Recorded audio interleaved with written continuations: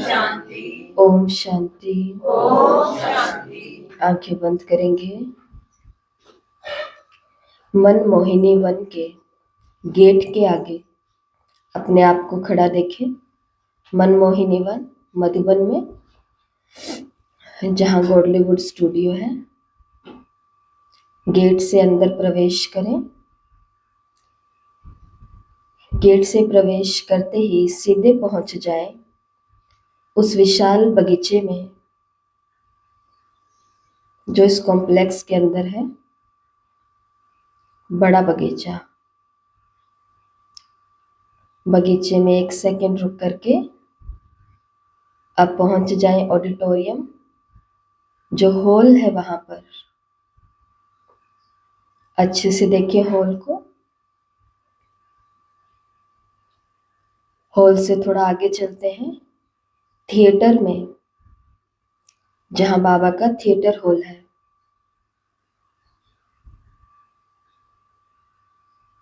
जहां बाबा के बच्चे बाबा की यज्ञ द्वारा बनाई गई मूवीज देखने आते। थिएटर से बाहर निकल सीधा पहुंच जाए शांतिवन के आर्ट गैलरी में,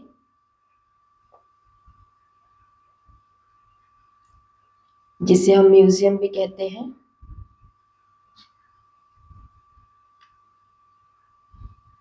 म्यूजियम से पहुंच जाए झरने के आगे, जो भंडारे के सामने झरना है। झरने से पहुंच जाए प्रकाशमणि दादी के उपवन में।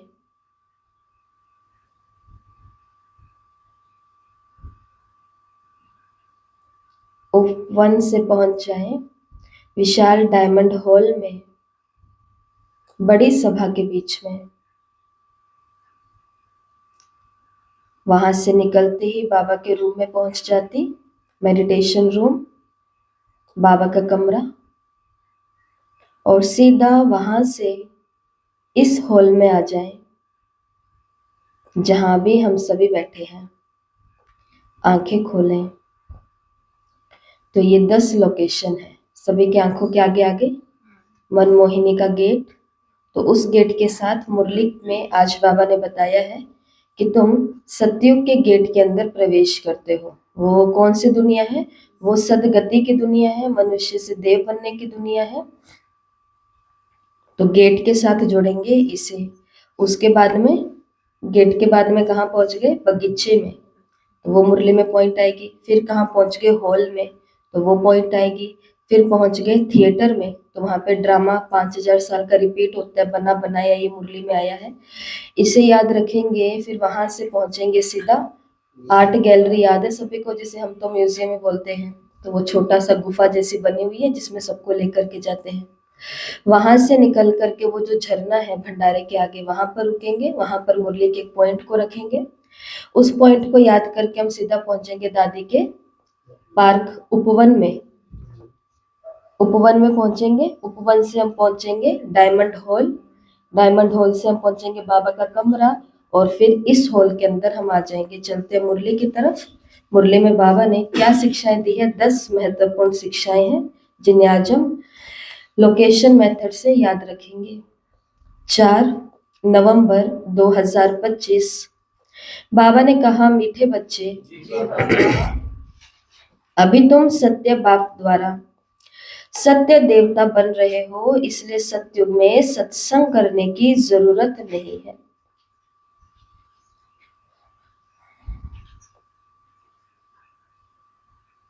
प्रश्न: सत्युग में देवताओं से कोई भी विकर्म नहीं हो सकता, क्यों? सत्युग में देवताओं से कोई भी विकर्म नहीं हो सकता, क्यों? वहां देह का भान नहीं है, इसलिए कोई भी कर्म नहीं होता। और रावण नहीं है। वहां रावण नहीं है। उत्तर: क्योंकि उन्हें, माना देवताओं को, क्योंकि उन्हें सत्य बाप का वरदान मिला हुआ है। विकर्म तब होते हैं जब रावण का श्राप मिलने लगता है। सत्युग त्रेता में ही है सदगति उस समय दुर्गति का नाम नहीं, विकार ही नहीं जो विकर्म हो। द्वापर कलयुग में सबकी दुर्गति हो जाती, इसलिए विकर्म होते रहते। तो ये समझने की बातें हैं। ओम शांति। ओम शांति। मीठे मीठे रूहानी बच्चों प्रति बाप बैठ समझाते हैं। ये सुप्रीम बाप भी है, सुप्रीम टीचर भी है, सुप्रीम सतगुरु भी है। बाप की ऐसी महिमा बताने से ऑटोमेटिक सिद्ध हो जाता है कि श्री कृष्ण किसी का बाप नहीं हो सकता। वो तो छोटा बच्चा सत्युग का प्रिंस है। वो टीचर भी नहीं हो सकता, खुद ही बैठ करके टीचर से पढ़ रहे हैं। गुरु तो वहां होता नहीं, क्योंकि वहां सब सदगति में है। आधा कल्प है सदगति, आधा कल्प है दुर्गति। तो वहां है सदगति, इसलिए ज्ञान की वहां दरकार नहीं। नाम ही है, वहां नाम ही नहीं है, क्योंकि ज्ञान से 21 जन्मों के लिए सदगति मिल जाती है। फिर द्वापर से कलयुग अंत तक है दुर्गति। तो श्री कृष्ण फिर द्वापर युग में कैसे आ सकता, ये भी किसी को ध्यान में नहीं आता। एक एक बात में बहुत ही गुह्य राज भरे हुए हैं, जो समझाना बहुत जरूरी है। वो सुप्रीम बाप, सुप्रीम टीचर है। अंग्रेजी में सुप्रीम ही कहा जाता है। अंग्रेजी अक्षर कुछ अच्छे होते हैं, जैसे ड्रामा अक्षर। ड्रामा को नाटक नहीं कहेंगे, नाटक में तो अदली बदली होते हैं।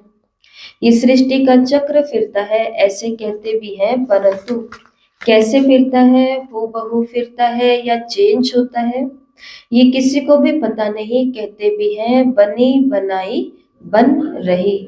किसमें आया हुआ है ये? गुरुबाणी में। बनी बनाई बन रही, चिंता ताकि कीजिए जो अनहोनी हुए। तो जरूर कोई खेल है जो फिर से चक्र खाता रहता। इस चक्र में मनुष्यों को ही चक्र लगाना पड़ता है। अच्छा, इस चक्र की आयु क्या है, कैसे रिपीट होता है, इसको फिरने में कितना समय लगता है, ये कोई नहीं जानते।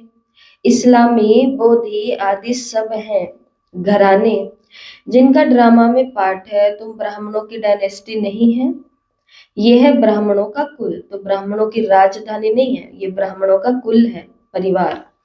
सर्वोत्तम ब्राह्मण कुल कहा जाता है, देवी देवताओं का भी कुल है।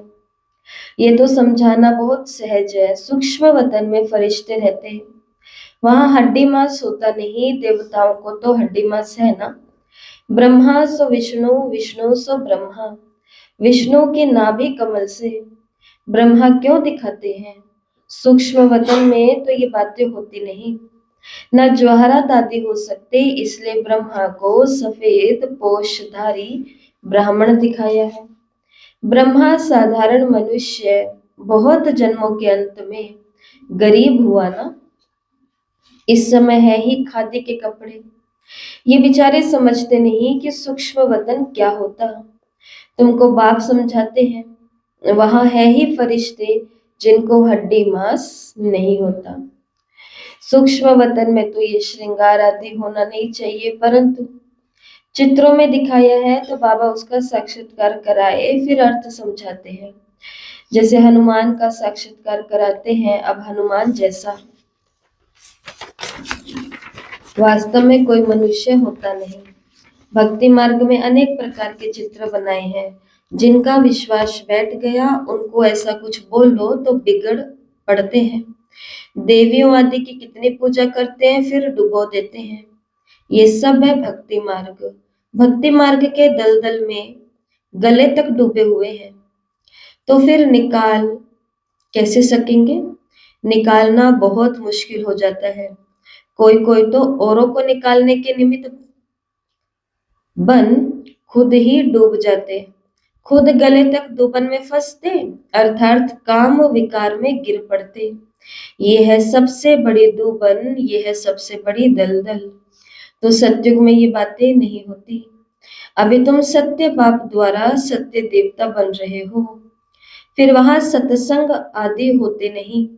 सत्संग यहाँ भक्ति मार्ग में करते रहते, समझते हैं सब ईश्वर के रूप है। बाबा ने कहा कुछ भी नहीं समझते।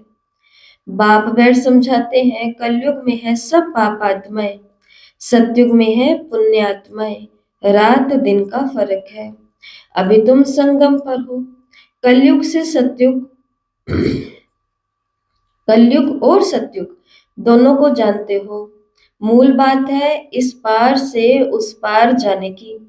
क्षीर सागर और विशेष सागर का भी गायन है, परंतु अर्थ नहीं समझते हैं। अभी बाप बैठ कर्म अकर्म का राज समझाते हैं। कर्म तो मनुष्य करते ही हैं, फिर कोई कर्म अकर्म होते और कोई कर्म विकर्म होते। रावण राज्य में सब कर्म विकर्म हो जाते, सतयुग में विकर्म होते नहीं, क्योंकि वहां है राम राज्य। बाप से वरदान पाए हुए हैं, रावण देते हैं श्राप। तो ये सुख और दुख का खेल है ना। दुख में सब बाप को याद करते, सुख में कोई याद नहीं करते। वहां विकार होता नहीं। बच्चों को समझाया है, सैंपलिंग लगाते हैं। तो अभी क्या लग रही है, नई दुनिया की कलम लग रही है। ये सैंपलिंग लगाने की रस्म भी अभी पड़ी है। बाप ने सैंपलिंग लगाना शुरू किया है। आगे जब ब्रिटिश गवर्नमेंट थी तो कभी अखबार में नहीं पढ़ता था कि झाड़ों का सैंपलिंग लगाते हैं, पौधारोपण। अब बाप बैठ देवी देवता धर्म का सैंपलिंग लगाते हैं, और कोई सैंपलिंग नहीं लगाते। बहुत धर्म है, देवी देवता धर्म प्राय लोप है। धर्म भ्रष्ट, कर्म भ्रष्ट होने के कारण नाम ही उल्टा सुल्टा रख दिया है। जो देवता धर्म के हैं उनको फिर उसी देवी देवता धर्म में आना है। हर एक को अपने धर्म में जाना है। कृष्ण धर्म का निकल कर फिर देवी देवता धर्म में आ नहीं सकेंगे। मुक्ति तो हो न सके, हाँ कोई देवी देवता धर्म का अगर कन्वर्ट होकर के कृष्ण धर्म में चला गया है तो वो फिर लौट करके अपने देवी देवता धर्म में आ जाएगा। उनको ये ज्ञान और योग बहुत अच्छा लगेगा, तो इससे सिद्ध हो जाएगा कि ये अपने धर्म का है। इसमें बड़ी विशाल बुद्धि चाहिए, समझने की भी और समझाने की भी। माना ओम शांति जितना आसान लगता है उतना आसान ये है नहीं। बहुत बड़ी रिस्पॉन्सिबिलिटी। आता जाता कोई भी बोल देगा कि आप ओम शांति में जाते हो, ओम शांति वाले ऐसा करते हैं। तो संसार की आंख किसके ऊपर होती है? उनके ऊपर होती है। तो कितनी बड़ी रिस्पॉन्सिबिलिटी है हमारे सिर के ऊपर, हमारे कंधों के ऊपर। इसके लिए विशाल बुद्धि चाहिए, हर बात को समझने की भी और समझाने की भी। धारणा करनी है, किताब पढ़ करके नहीं सुनानी है। जैसे कोई गीता सुनाते हैं, मनुष्य बैठकर सुनते हैं। कोई तो गीता के श्लोक एकदम कंठ कर लेते, बाकी तो इनका अर्थ हर एक अपना अपना बैठ निकालते हैं। श्लोक सारे संस्कृत में है। यहाँ तो गायन है कि सागर को स्याही बना दो, सारा जंगल कलम बना दो, तो भी ज्ञान का अंत नहीं होता। गीता तो बहुत छोटी है, 18 अध्याय है। इतनी छोटी गीता बनाकर गले में पहनते हैं। बहुत पतले अक्षर होते हैं। गले में पहनने की भी आदत होती है ना। कितना छोटा लॉकेट बनाते, वास्तव में तो है सेकंड की बात। बाप का बना जैसे कि विश्व का मालिक बना। बाबा हम आपका एक दिन का बच्चा हूं, ऐसे भी लिखने शुरू करेंगे। एक दिन में निश्चय हुआ और फट से बाबा को पत्र लिखेंगे। बच्चा बना तो विश्व का मालिक हुआ। ये भी कोई की बुद्धि में मुश्किल बैठता है। तुम बच्चों, तुम विश्व का मालिक बनते हो ना, वहां और कोई खंड नहीं रहता, नाम निशान ही गुम हो जाता है। कोई को मालूम भी नहीं रहता कि ये खंड थे। अगर थे तो जरूर उनकी हिस्ट्री ज्योग्राफी चाहिए। वहां ये होते नहीं, इसलिए कहा जाता है तुम विश्व के मालिक बनने वाले हो। बाबा ने समझाया है, मैं तुम्हारा बाप भी हूँ, ज्ञान का सागर हूँ। ये तो बहुत ऊंचते ऊंच ज्ञान है जिससे हम विश्व के मालिक बनते हैं। हमारा बाप सुप्रीम है, सत्य बाप सत्य टीचर है तो सत्य सुनाते हैं, बेहद की शिक्षा देते हैं, बेहद का गुरु है, सबकी सदगति करते हैं। एक की महिमा की तो वो महिमा फिर दूसरे की हो न सके, फिर वो आप समान बनाए तब हो सकती है। तो तुम भी पतित पावन ठहरे, सत्य नाम लिखते हैं। तो कौन सा सत्य नाम लिखते हैं? पतित पावनी गंगाएं ये माताएं हैं। शिव शक्ति कहो, शिववंशी कहो, शिववंशी ब्रह्मा कुमार कुमारियां। शिववंशी तो सब है, बाकी ब्रह्मा द्वारा रचना रचते हैं तो संगम पर ब्रह्मा कुमार कुमारियां होते हैं। ब्रह्मा द्वारा एडॉप्ट करते हैं, पहले पहले होते हैं ब्रह्मा कुमार कुमारियां। कोई भी ऐतराज उठाते हैं तो उसको बोलो ये प्रजापिता है, इसमें प्रवेश करते हैं। बाप कहते हैं मैं बहुत जन्मों के अंत में इनमें प्रवेश करता हूँ।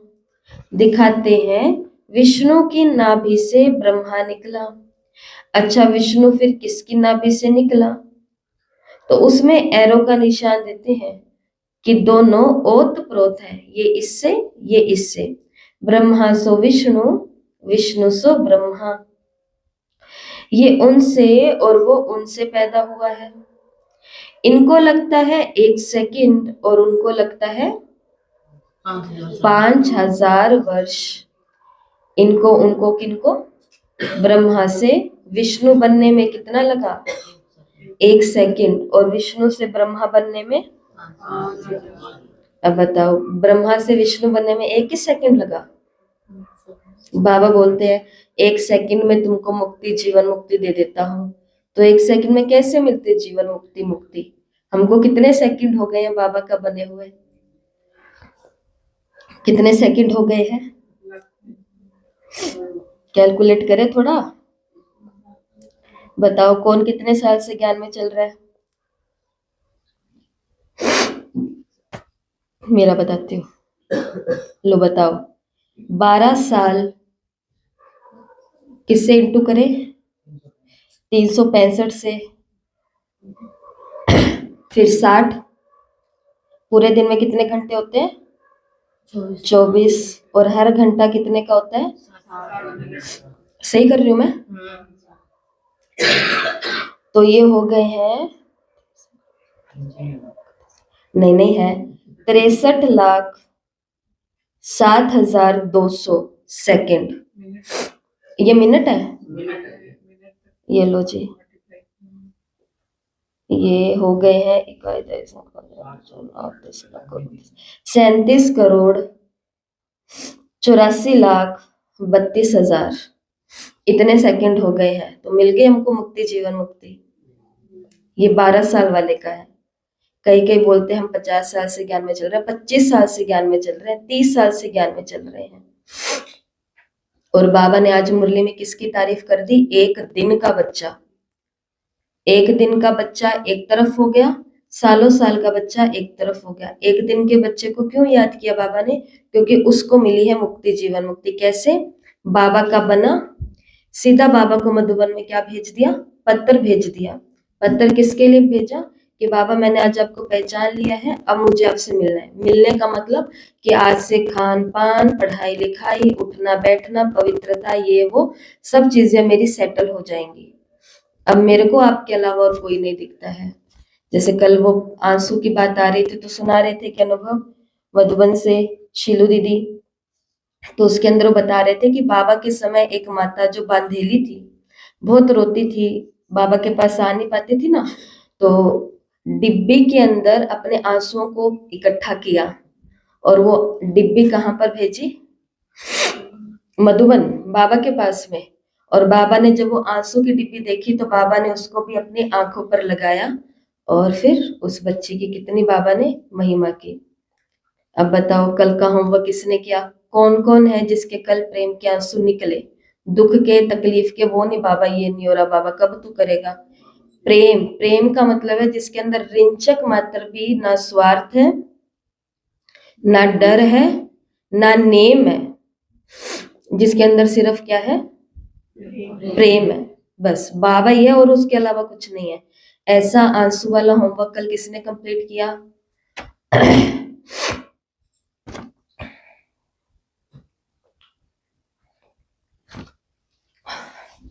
तो बाबा ने कहा कि ब्रह्मा से विष्णु बनने में लगता है 1 सेकेंड और उनको लगते हैं 5000 वर्ष। तो ये वंडरफुल बातें हैं ना, तुम बैठ समझाएंगे। अब जब ऐसी बात समझाएंगे तो कौन बोलेगा हमने सुना या ये होता है और वो होता है और क्या होता है। पर समझाने का भी क्या चाहिए? तरीका चाहिए। बाबा ने कितनी सुंदर आज बात कही कि यहाँ पर वो वाली बातें नहीं है, संसारिक बातें कि महात्मा जी के पास गए, प्रवचन सुना, किताबें पढ़ी और उनकी बातें उनके पास रह गई, उनका जीवन उनके पास रह गया। हम बाहर निकल करके जैसे थे तैसे के वैसे रह गए, माना नहीं, ऐसा नहीं होता है। फिर हम औरों को आज की जो अव्यक्त मुरली आप सुनेंगे 19 मार्च 1982, वैसे तो इस मुरली के अंदर भी यही बात है, कर्मों की बात कही है, पर वो तो पूरी मुरली कर्मों की गुह्य गति के ऊपर चली है कि संकल्प में तो जो हो रहा है वो सूक्ष्म में हो ही रहा है, लेकिन प्रत्यक्षता कहाँ से होती है? हमारे कर्मों से होती है। आप यहाँ पर कैसे, हम आप सभी बैठे हैं, ये किसी को थोड़ी ना दिख रहा है कि कितने सिंसियर हैं, कितने ज्ञानी हैं, कितने योगी हैं, कितना भगवान के प्यार में ये मगन है, कितने धारणा मुहूर्त है। ये कुछ नहीं दिखता उनको यहाँ पे। दिखेगा कब? जब हम यहाँ से बाहर जाएंगे। अब बाहर जाते ही हमारी चाल कैसी है, हमारी वाणी कैसी है, हमारा संग कैसा है, हमारी आदतें कैसी है, तो उस हिसाब से पता चल जाएगा कि ये कैसे है। ठीक है ना? इसलिए बाबा ने कहा तो ये वंडरफुल बातें हैं, तुम बैठ करके समझाएंगे। बाप कहते हैं लक्ष्मी नारायण 84 जन्म लेते, फिर उनके ही बहुत जन्मों के अंत में मैं प्रवेश करता और ये बनाता हूँ। समझने की बात है ना, बैठो तो समझाए कि इनको ब्रह्मा क्यों कहते हैं। बैठना तो पड़ेगा ना, कहीं से कोई समझते नहीं है तो हमारे यज्ञ में बाबा ने क्या समझाया हुआ है। अगर आपसे कोई बात समझ नहीं रहे हैं तो उनको बोलो, जैसे छोटी बहनों को भी बोला है कि अगर कोई किसी बात पर जिद्दी कर ली है तो फिर क्या, और आपको उत्तर नहीं देना आ रहा, तो अपना देह अभिमान हटा करके उनको बोलो कि हमारी बड़ी बहन जी से आपको पूछ के बताएंगे या ऐसे उनसे मिलाएंगे। ऐसे ही बाबा ने कहा कि पॉइंट क्लियर होना चाहिए केवल, लेकिन उनको बिठाए तो सही, बैठो तो सही, तो समझाएंगे। ऐसे कैसे आफाताफी में समझाएंगे? सारी दुनिया को दिखाने के लिए ये चित्र बनाए हैं। हम समझा सकते हैं लेकिन समझने वाले ही समझेंगे, नहीं समझने वाले तो कहेंगे ये हमारे कुल का ही नहीं है। बेचारा भल वहां आएगा परंतु प्रजा में। हमारे लिए तो सब बेचारे ही है ना, गरीब को बेचारा कहा जाता है। कितनी पॉइंट्स बच्चों को धारण करनी है, भाषण करना होता है पॉइंट्स पर। ये टॉपिक कोई कम है क्या?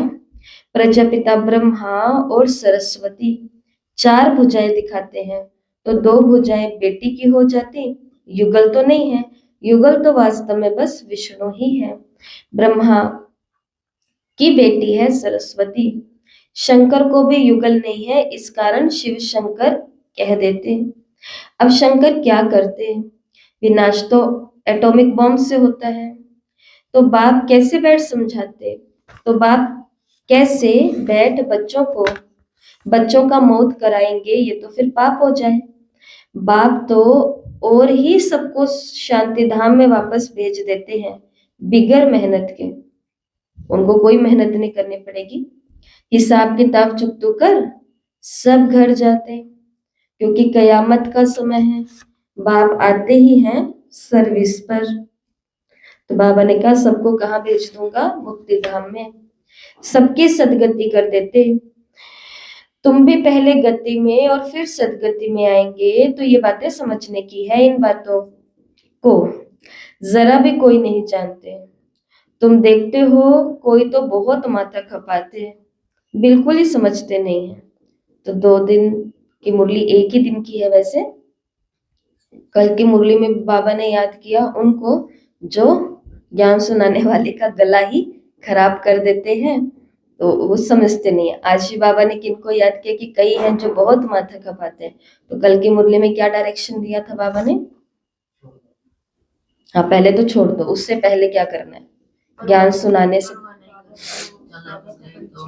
अल्फ का परिचय सबसे पहले देना है कि संस्था है किसकी, या ज्ञान सुनाने वाला कौन है, ये मुरली चलाने वाला कौन है, हमें ये जो दिव्य धारणाएं सिखाई है ये किसने सिखाई है।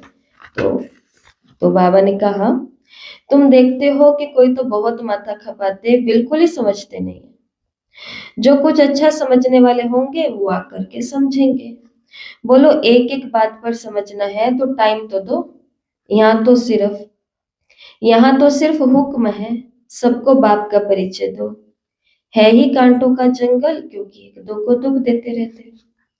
इनको दुख धाम कहा जाता, सतयुग है सुख धाम।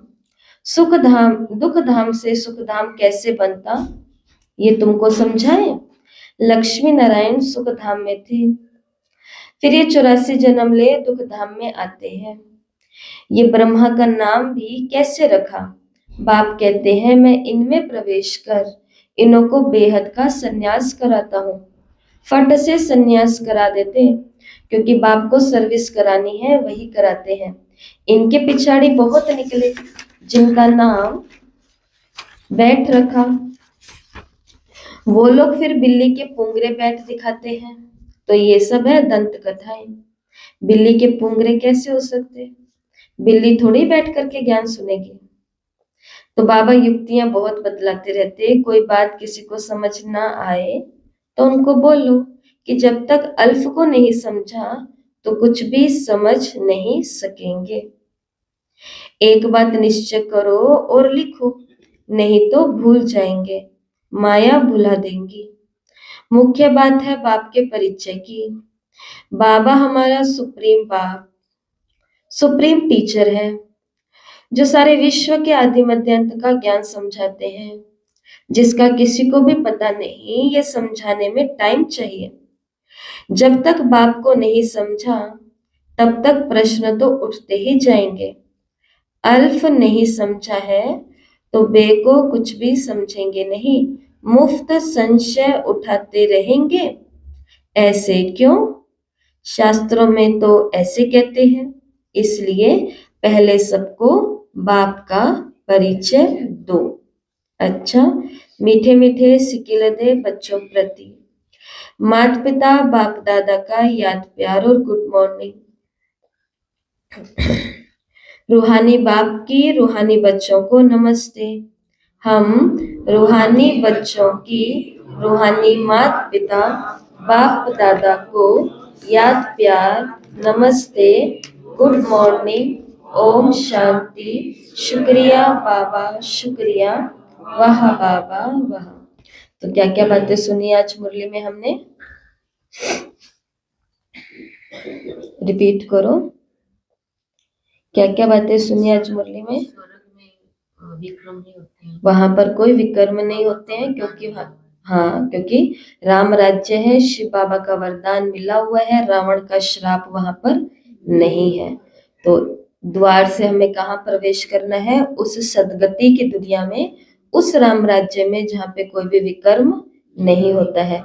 तो मनमोहिनी की गेट में प्रवेश करेंगे तो देखना ये कौन सा गेट है, ये सत्य गेट है, सत्य द्वार है, जो मुझे सत्य युग में लेकर के जाता है और जो सत्य बाप टीचर के द्वारा ही बताया गया है। और मुरली में आज बाबा ने क्या कहा? सुख दुख का खेल है। ये सुख दुख का खेल है। ब्रह्मा बनने में 5,000 साल लगता है, विष्णु बनने में 1 सेकंड लगता है। और पहले किसी को भी ज्ञान सुनाओ तो ब्रह्मा कुमारी, ब्रह्मा बाबा और बहुत सारी बातें हम बताते हैं खान पान धारणाओं की। तो उससे पहले क्या बताना है? शिव बाबा बताना है, आपका ही पिता है, आपका ही बाप है, आप भी तो उनकी पूजा करते हो।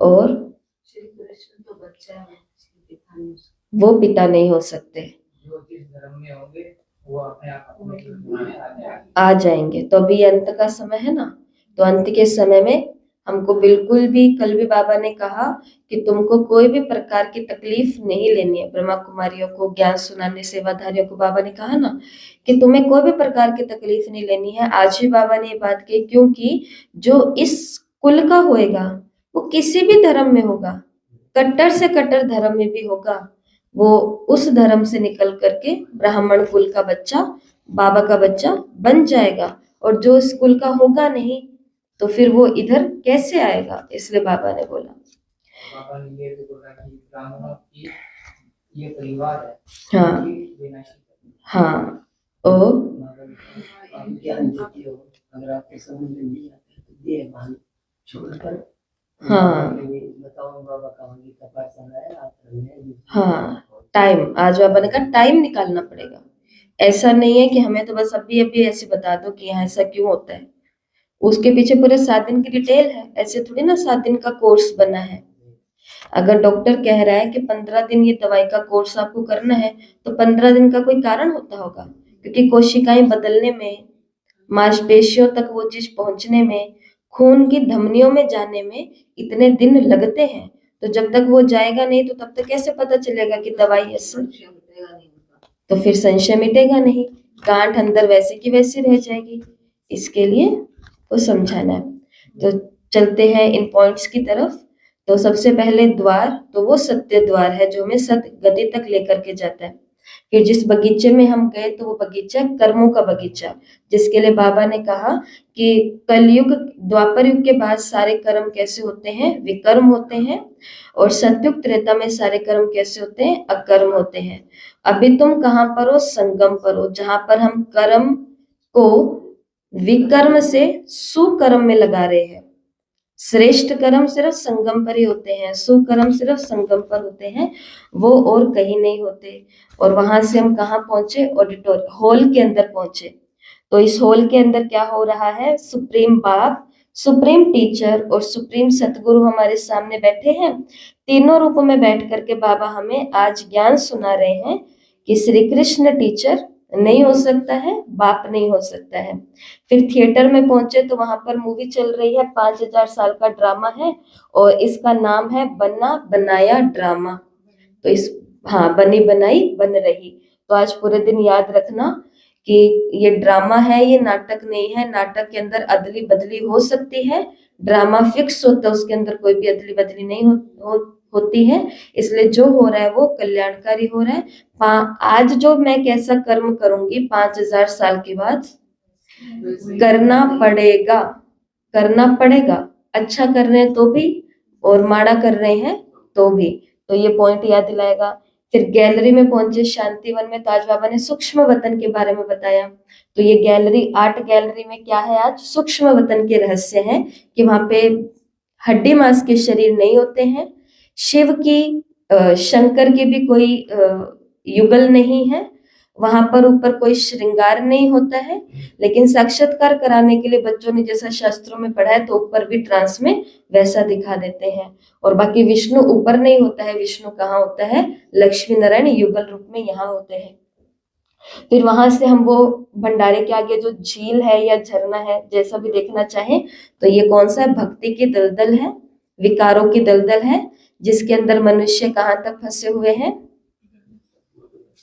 गले तक या सिर तक, जहां तक भी है आ चुके हैं।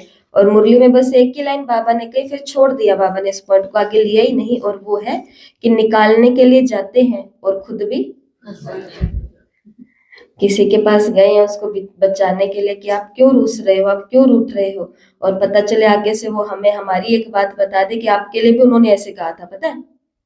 साथ में उनके साथ कौन बैठ जाएंगे, हम भी बैठ जाएंगे। तो किसी और कोई भक्ति की बात बताई कि उसमें ये हो रहा है, हमें तो ये मिल गया, ये मिल गया, ये मिल गया, तो बाबा के साथ साथ थोड़ा साथ में क्या शुरू कर देंगे, वो भी स्टार्ट कर देंगे।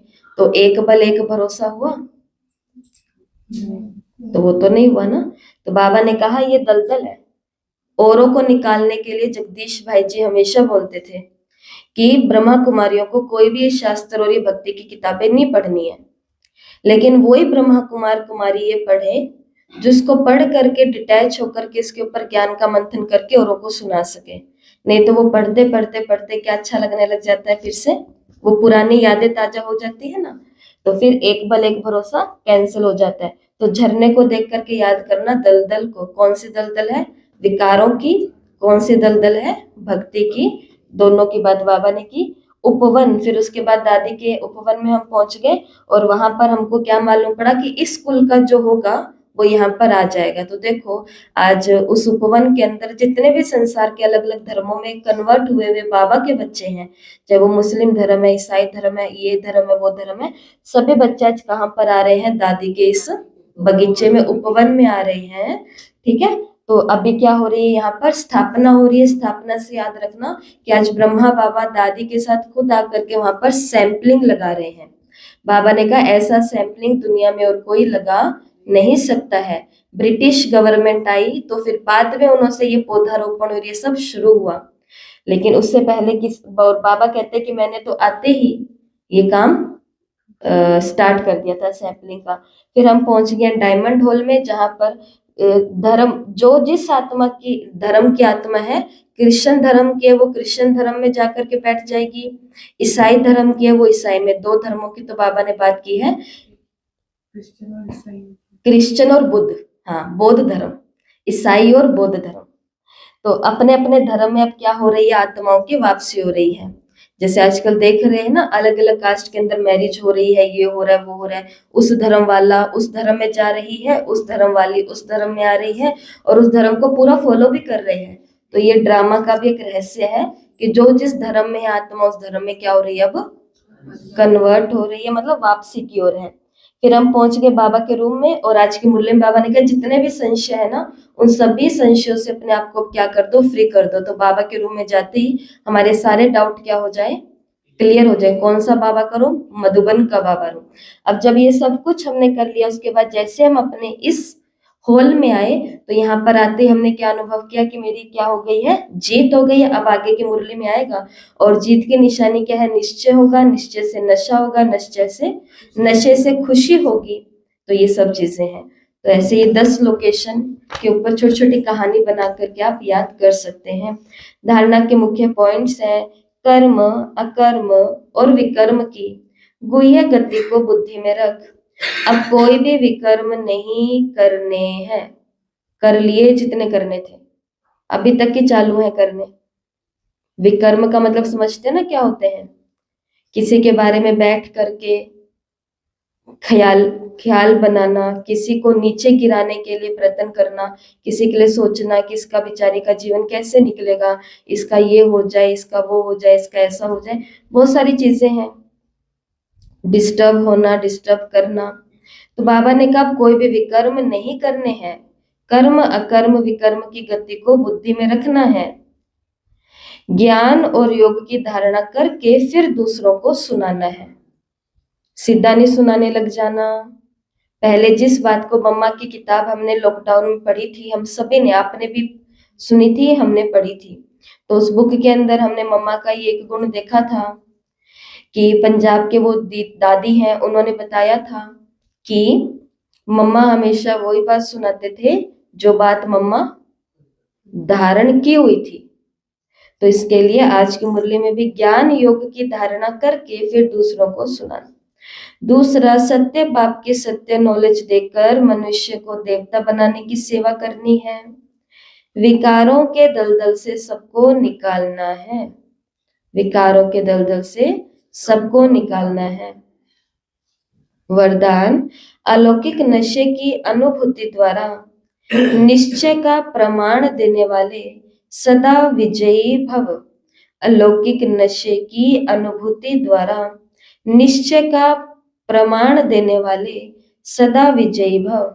बाबा ने कहा अलौकिक रूहानी नशा निश्चय का दर्पण है, निश्चय का प्रमाण है नशा, और नशे का प्रमाण है खुशी। जो सदा खुशी और नशे में रहते हैं, उनके सामने माया की कोई भी चाल नहीं चल सकती। सारी चाल क्या हो जाती है, फेल हो जाती है।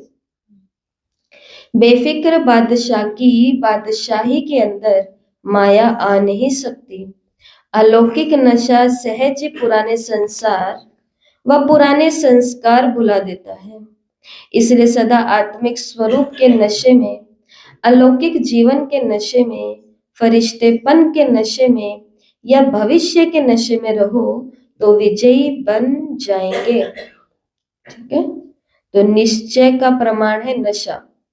मेरे को निश्चय बाबा है, बाबा है, बाबा, तो उसका परिणाम होगा कि हम बहुत नशे में रहते हैं, और जो बहुत नशे में रहेंगे उसका रिजल्ट होगा कि वो बहुत खुशी में रहेंगे, और उनकी बादशाही के अंदर माया आ नहीं सकती, उनके सामने माया की कोई भी चाल चल नहीं सकती।